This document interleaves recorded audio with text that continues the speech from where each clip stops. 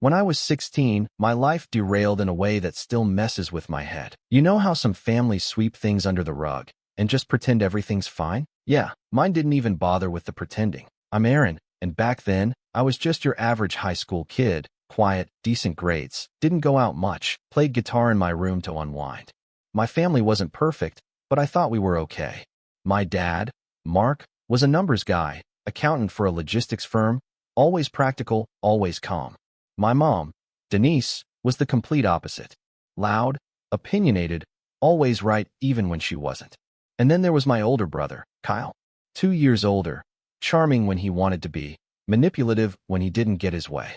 My dad used to call him the golden boy because of how my mom treated him. It was like he could do no wrong. Spoiled, but smart enough to play the role of the perfect son when adults were around. At home, things were different. I can't count how many times I get blamed for stuff Kyle did. Stupid things, breaking dishes, forgetting chores, sneaking out. But every time, my mom took his word over mine like it was gospel. She had this uncanny ability to look at me and see guilt even when I hadn't done a thing. I used to think maybe I was just overreacting. Maybe I wasn't trying hard enough to be seen. But that illusion shattered when I came home from school one Tuesday afternoon to find my dad sitting in his armchair, looking like the blood had drained from his face. He didn't even look up when I walked in, which was weird. My dad always greeted us, even if it was just a grunt or a nod. But this time, he was holding a folder, thick and bulging with paper. My mom stood in the kitchen doorway with her arms crossed, lips pressed so tight they almost disappeared. Kyle, nowhere to be seen. The second I put my backpack down, my mom snapped, "Aaron, sit down." I remember the room felt colder than usual. It was late fall, and the air outside had started to bite, but inside felt worse. I sat on the edge of the couch, confused and uneasy. My dad finally looked up, and his eyes, normally so steady, looked off. Betrayed. That's the only word that comes close. "Aaron," he said slowly, "your mother found something in our account statements. A withdrawal. A big one. $10,000. Care to explain?" I blinked. "What? Don't play dumb," my mom snapped, voice rising. "We know you took it." I laughed, genuinely confused. "What are you talking about? I don't even know how to access your bank account." "Don't lie," she said, stepping closer. "You've always been sneaky, always hiding things. You used your dad's login. We found the money gone right after you stayed home sick that week." What was she talking about? I had the flu. Legitimately. I spent most of that week curled up in bed, barely able to breathe through my nose, much less hack into online banking. And the idea that I would steal that kind of money? It was insane. I started to protest, but my dad raised a hand. "I want to believe you, son," he said quietly. "But the money's gone. There's no sign of a break-in. No outside access. Someone in this house did it." "I didn't touch anything," I said, standing up. "Why would I steal 10 grand? What would I even spend that on?" My mom's eyes narrowed like she was waiting for me to slip up. "That's what we want to know. And your brother says he saw you using Dad's laptop." I froze. "Kyle." Of course. I remember feeling like I'd just been punched in the chest.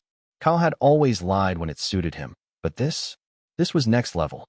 I hadn't even touched my dad's laptop. It stayed on the home office desk, and it was password protected. Kyle, though, he was always in that room. He liked to snoop, liked to play pretend as the favorite son in Dad's chair when no one was home. "He's lying," I said, trying to keep my voice steady. "I didn't do it. I swear."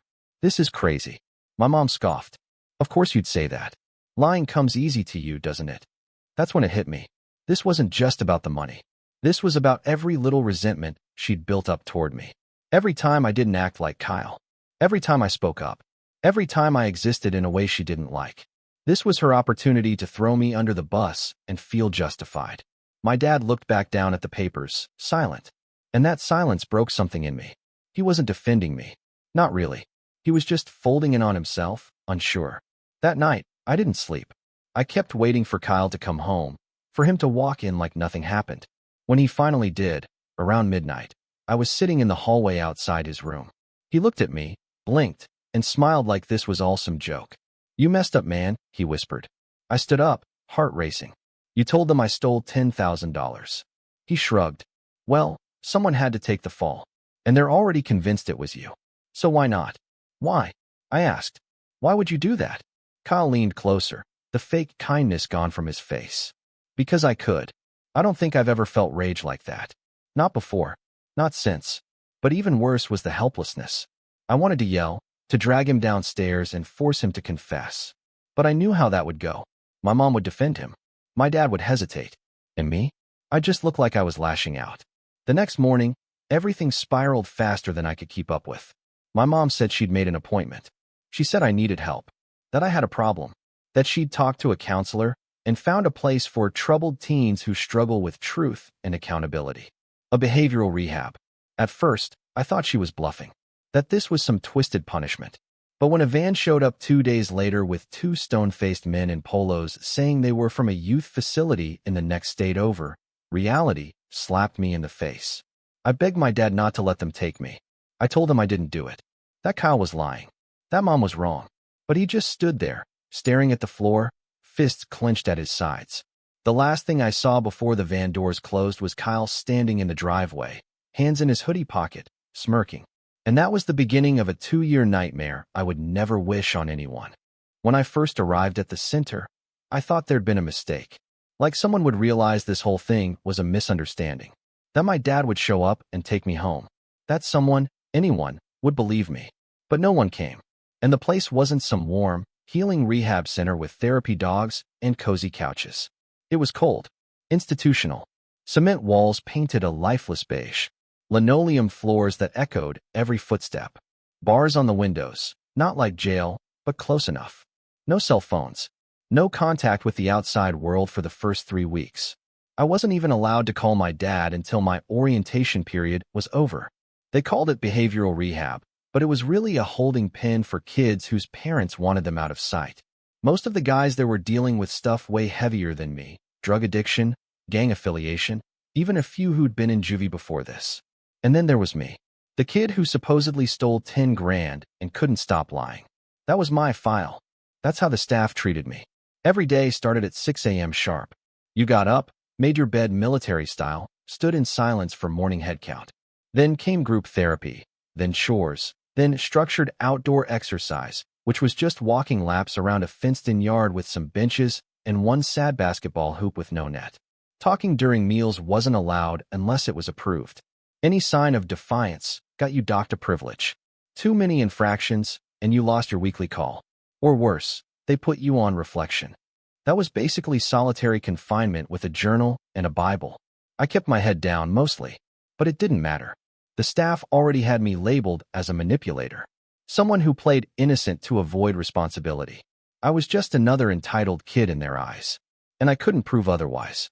When I finally got my first phone call 3 weeks in, I called home. My dad picked up. My voice cracked when I heard him say my name. "Dad, please," I said. "I didn't do it.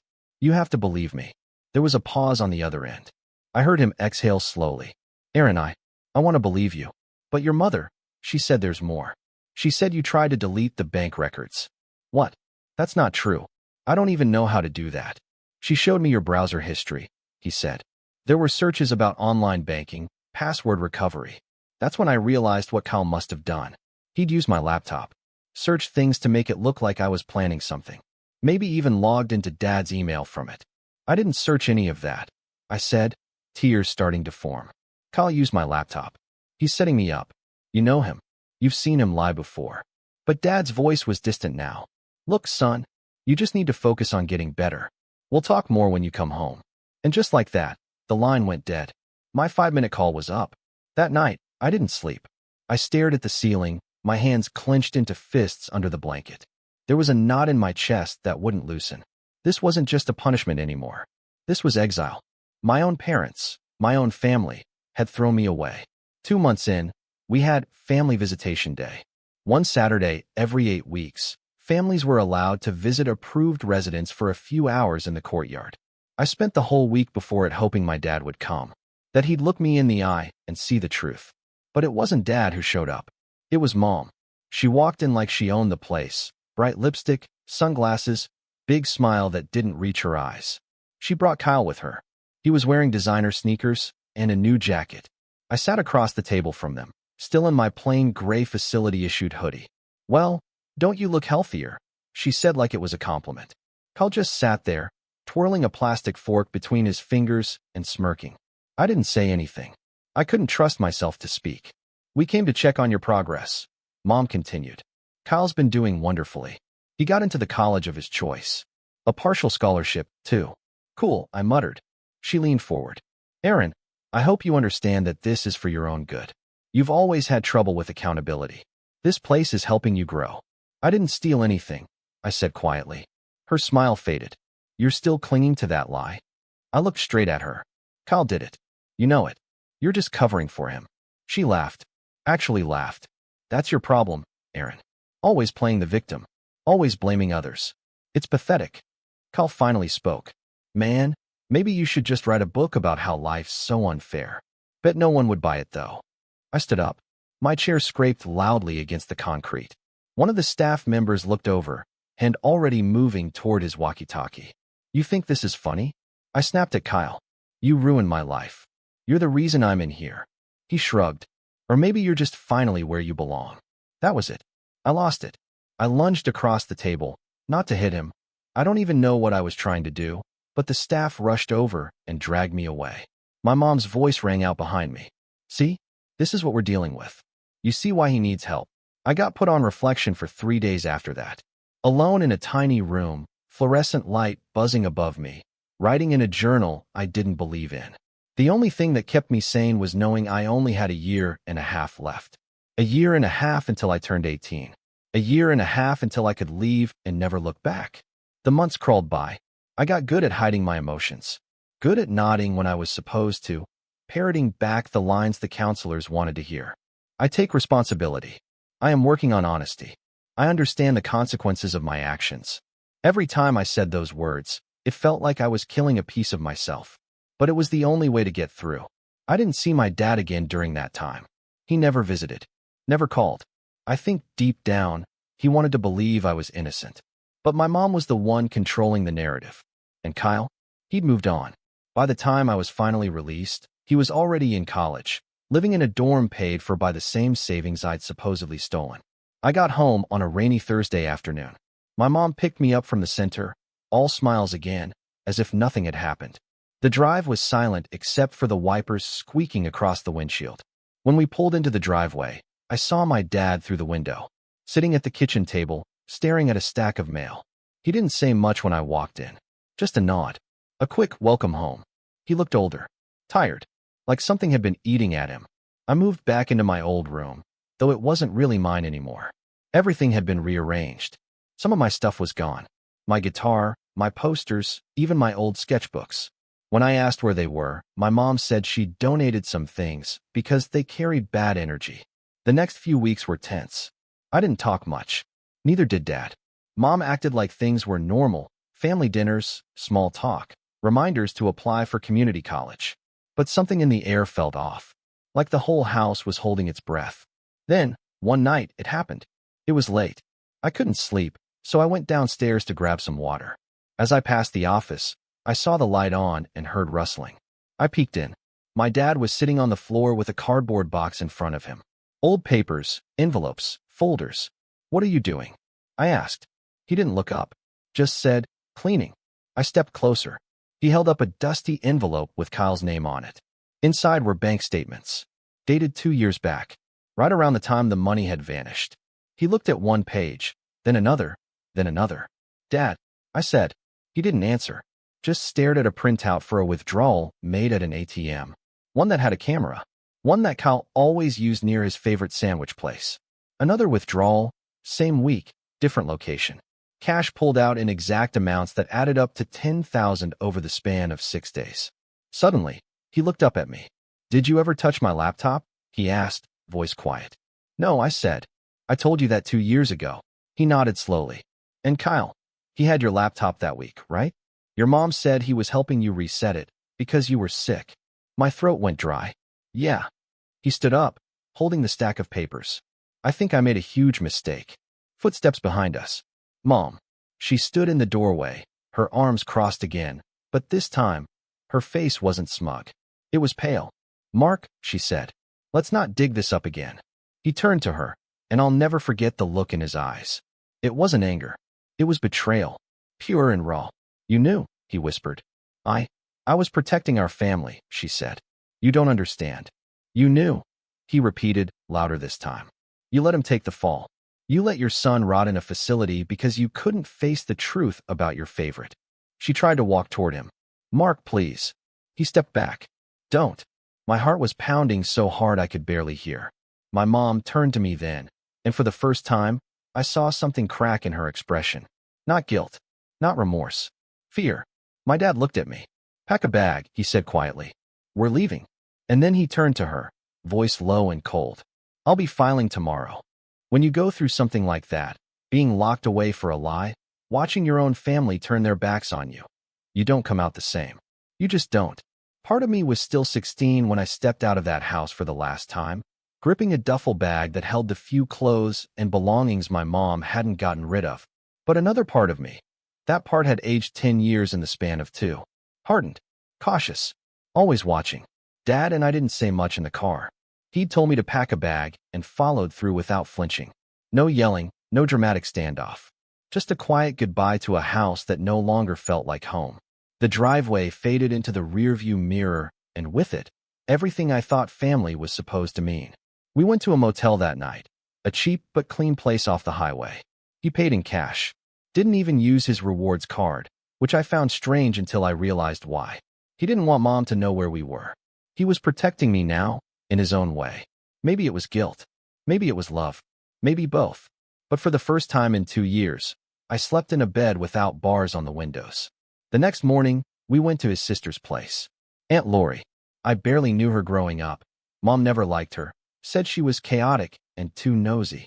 Funny, considering Lori was the first adult to hug me and say, I'm so sorry, kiddo, like she actually meant it. Dad stayed in her guest room for a while. I got the futon in her home office. It wasn't glamorous, but it was safe. And for the first time since I was 16, I could breathe. I could go outside without permission. I could take a walk, eat cereal at midnight, use a phone without supervision. It was freedom in the smallest ways, and it felt massive. But the freedom also came with emptiness.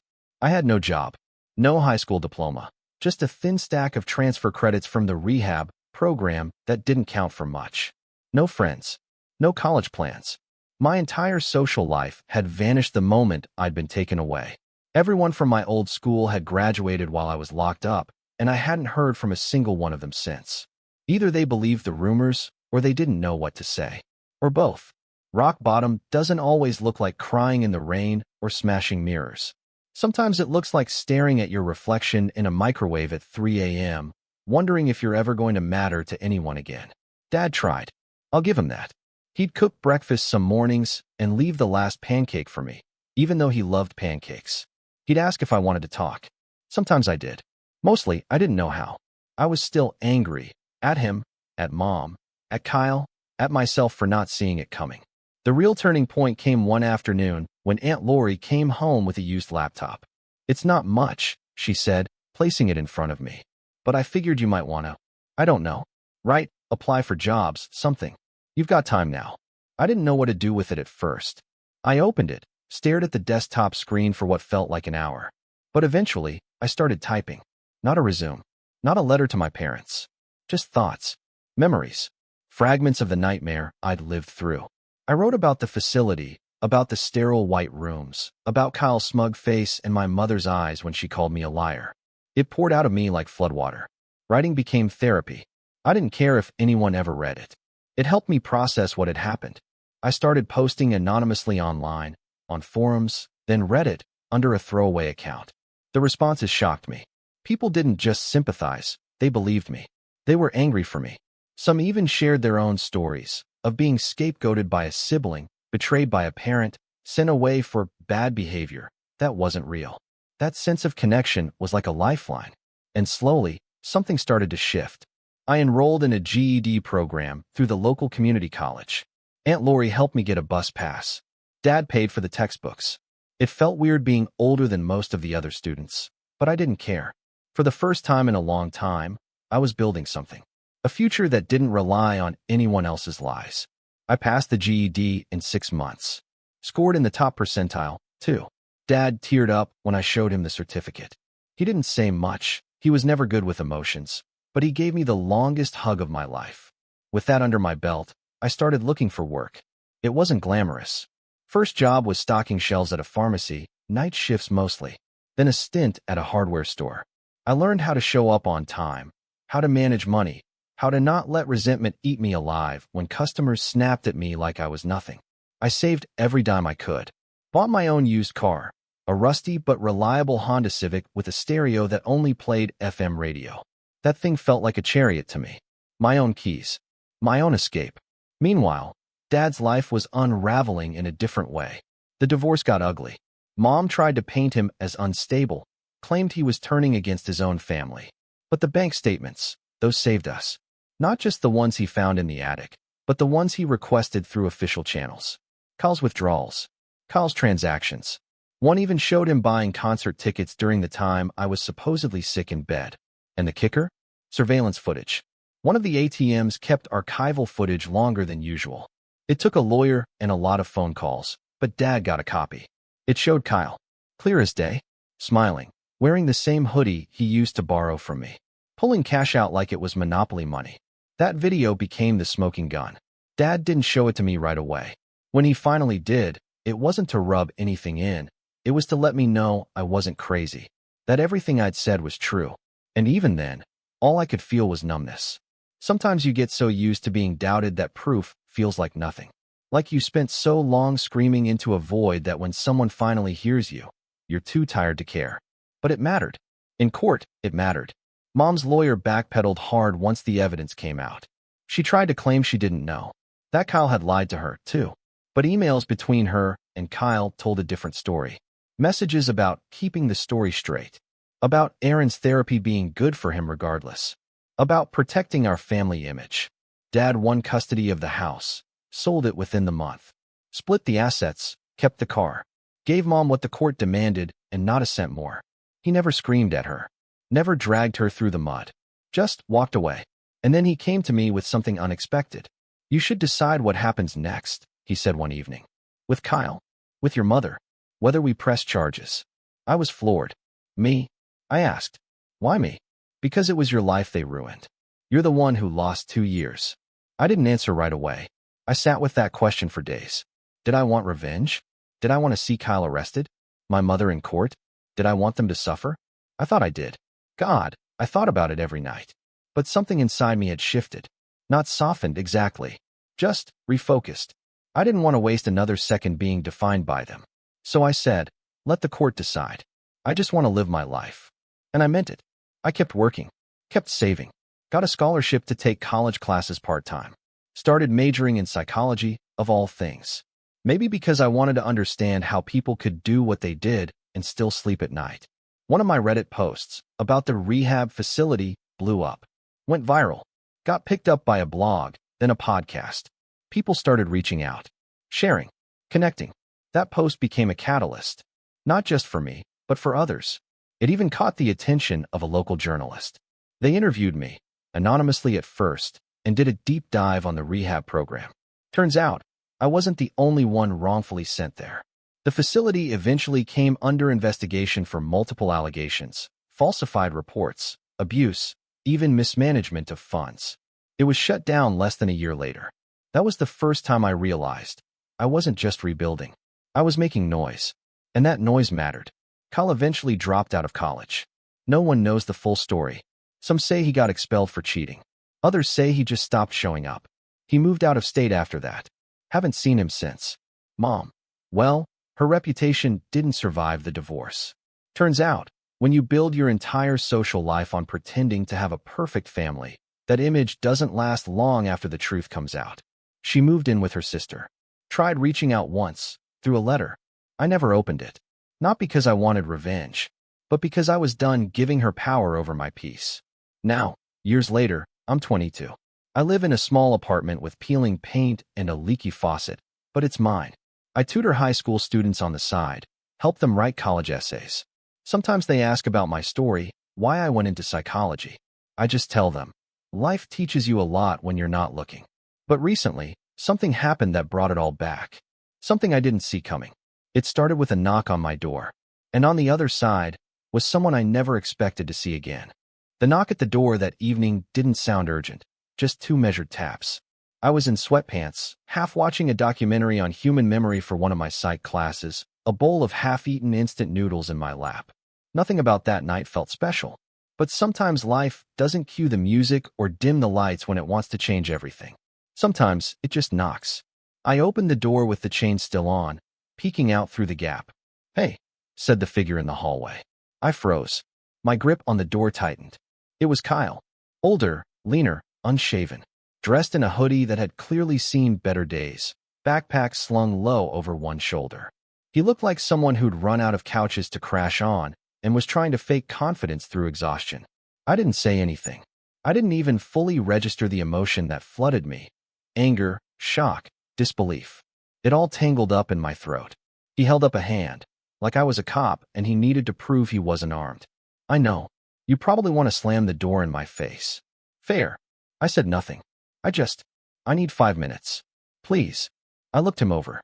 Kyle, the same guy who ruined 2 years of my life with a smirk and a lie. The same guy whose actions fractured our family and almost destroyed me. And now he was standing outside my apartment like a lost dog. Maybe it was curiosity. Maybe it was closure. I unchained the door and opened it. He stepped in slowly, like he expected a trap to spring at any moment. The apartment was dim, quiet, warm. He looked around like he hadn't been indoors in a while. "You live here alone?"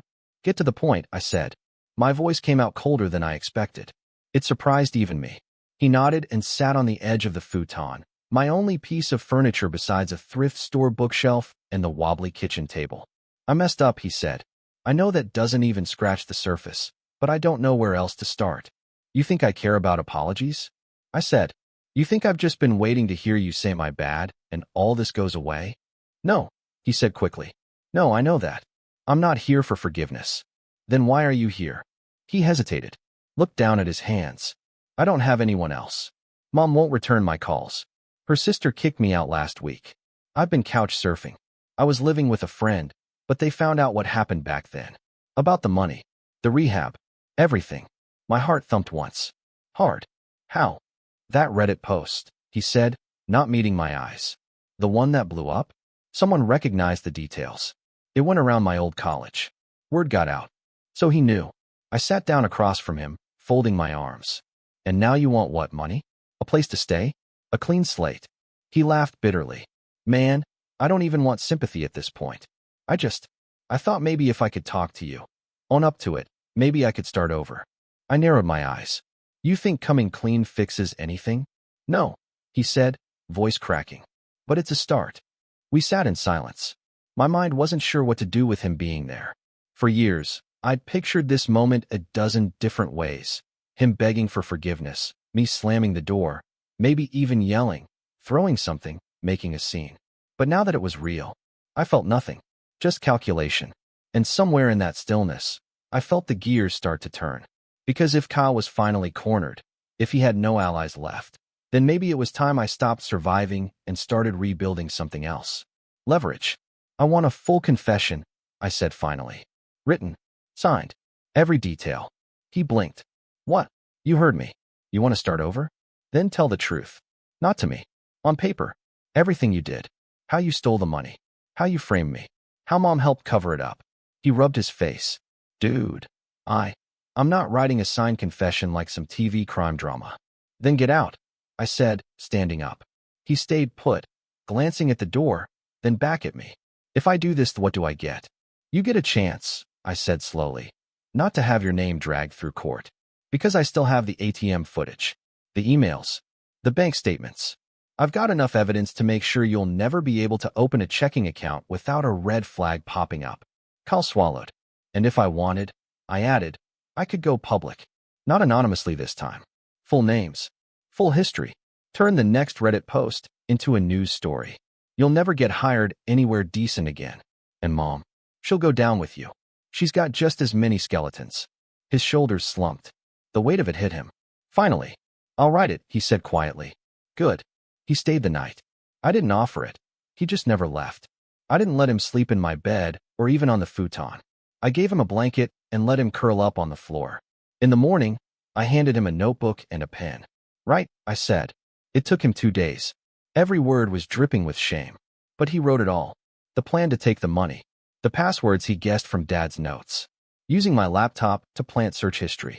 Changing the withdrawal schedule so it looked like I'd spaced out the theft. Mom's involvement. How she found out days after and decided to bury it, afraid it would ruin the family if Kyle got caught. When he handed it to me, his hands were shaking. "I meant it," he said. "I don't expect you to forgive me, but I needed you to know I'm done lying." I didn't say anything, just took the notebook and locked it in my desk. Now I had a weapon. The next few weeks, I planned. I dug up old files, cross-referenced email headers, printed out texts Mom had sent me while I was locked away, messages that contradicted her claims in court. I contacted the journalist who'd interviewed me anonymously before. I told her I was ready to go public, with names, dates, evidence. She was stunned. "Are you sure? This could ruin them." "That's the idea. But I didn't want to ruin them with noise. I wanted precision, control. So I made a list. First, the rehabilitation center. Their shutdown had been a small story in the press, but nothing explosive. I'd learned since that several lawsuits had fizzled out due to lack of documentation. I had what they didn't, a paper trail from before I even entered the facility, documenting my protests, my innocence, and now Kyle's confession confirming the setup. That alone could trigger a civil case. Not just for me, but for others still reeling from their experience. Second, Mom. She still lived with her sister, from what I'd heard. Still active in her church and local charity scene, pretending to be a model citizen. I reached out to someone she'd wronged years ago, our old neighbor, Mrs. Halvorson. The one Mom had blamed when her jewelry went missing. Kyle pawned it, by the way. Mrs. Halvorson didn't forget. She agreed to give a statement. Third, Kyle. He was at my mercy now, but I didn't want him to disappear before the story broke. So I let him stay with conditions. No phone. No unsupervised internet access. No contact with Mom. He worked temp jobs during the day and came back to my apartment each night like a kid on probation. Some nights he tried to talk. I let him. I didn't give much back. And the more I watched him, the real him, stripped of smugness and safety, the more I realized something. He was scared. Not of me. Not exactly. But of finally facing something he couldn't lie his way out of. The revenge plan took shape slowly. Not with fire or fury, but with facts. I built a digital archive. Scans of the confession, court transcripts, emails, texts, voice recordings. I reached out to the other kids I'd met at the rehab center, those who'd posted anonymously, those who had similar stories. I started putting together a case. A real one. And just when everything was ready to launch, I got an unexpected message. A lawyer. Not Dad's. A different one. He represented the rehab's former owner. And he offered something shocking. A settlement. Apparently, word had gotten out about the story I was preparing. Someone leaked it, maybe one of the Reddit users, maybe one of the journalist's contacts. The facilities board wanted to keep things quiet. They were offering hush money. A lot of it. I stared at the email for a long time. I could take it. Pay off my school loans. Move. Start over in a real way. Or I could blow it all up. And as I sat there, weighing the offer, I realized something. This wasn't just about justice anymore. It was about choosing the legacy of my pain. Would I bury it and cash out? Or make sure the world knew what they did? I looked across the room. Kyle was asleep on the floor again, curled up with that same borrowed blanket. For the first time, I didn't see him as the villain in my story. He was just the first domino. And I still had a whole row left to knock down. Kyle left my apartment a few days after writing the confession. Not in handcuffs, not in disgrace, but quiet. Almost like he knew the sentence had already started. He didn't say goodbye, just left a note on the coffee table. Whatever happens next, I earned it. And that was true. The settlement offer from the rehab center's former board had been tempting, absurdly tempting. A six-figure payout in exchange for silence. They wanted me to sign an NDA, bury the story, and move on with my life. It was enough money to pay off my school debt twice over, relocate, start fresh. But something inside me couldn't do it. Because if I took the hush money, they'd get to keep the lie. They'd go on pretending they weren't complicit in ruining lives. That places like that weren't cages with wallpaper and therapy lingo. And worse, Kyle and my mom would keep skating by in silence. No, I emailed the journalist the next morning. I'm ready. Names, dates, files. I'll sign whatever you need. What happened next was like watching a storm brew from the inside out. The article dropped in late October. It was titled The Good Son: How a Teen Was Institutionalized After His Brother Stole $10,000, and What Happened When He Fought Back. It opened with my name, my real name, my face, blurry but visible. Then it broke down the full story, the bank statements, the staged browser history, the confession, the facility's practices, the emotional toll, the broken family, the aftermath. And it didn't stop there. The journalist had done her homework. She'd interviewed other former residents of the rehab center, dug up financial records showing how parents were billed for extended stays that weren't medically necessary. One family had been forced into debt. Another had lost custody of their son temporarily because the facility flagged him as non-compliant and potentially dangerous, a lie based on a refusal to recite a fake apology in group therapy. The story exploded. Within a week, it hit front pages on multiple platforms. The podcast that originally covered my anonymous Reddit post re-released a new episode, with my voice, this time. I told my story in full. Every lie, every betrayal, every second I spent counting down the days on the cement floor of that facility, wondering if anyone would ever believe me again. By the second week, legal teams were reaching out, not to sue me, but to join forces. A class action lawsuit was filed on behalf of 23 former residents, myself included. I wasn't doing it for money anymore. I had a full scholarship now, offered by a foundation that heard the story and wanted to support me through the rest of my degree. No, this lawsuit wasn't for survival. It was for the kids still stuck in places like that. And then came the fallout. First, the facility. The state opened a full investigation into their operations. 2 former staff members testified under oath that they were instructed to exaggerate behavioral issues to prolong stays. Several documents surfaced showing altered records, residents being marked as violent for things like refusing to make eye contact or asking for their phone. The rehab center was not only shut down permanently, but criminal charges were filed against its former administrators.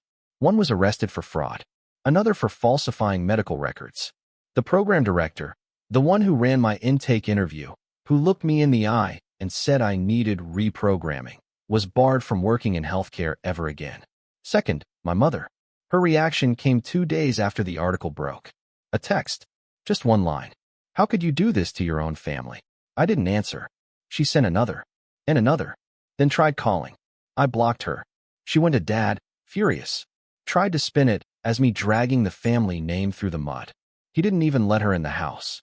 From what Aunt Lori told me later, he said, "You dragged your own name through the mud." Erin just held up a mirror. Her reputation? Gone. Her precious image as the perfect suburban martyr? Obliterated. Several people in her community group resigned when they read the article. The nonprofit she volunteered with dropped her from their board, pending clarification.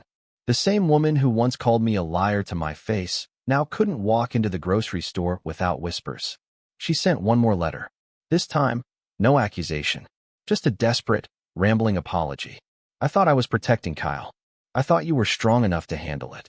I didn't know it would go this far. I didn't open it either. Third, Kyle. He got fired from his latest job when someone recognized his name. His attempt to apply to another university? Rejected, thanks to the public records now attached to his name and the article that trended for weeks. He vanished from social media.